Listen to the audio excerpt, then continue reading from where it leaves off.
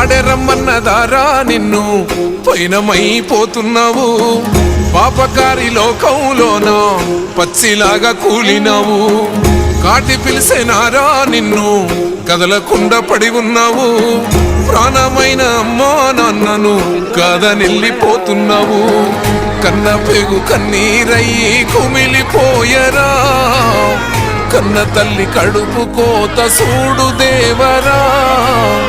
కొరివి పెట్టే కొడుకు నేడు సిద్ధికి సేరరా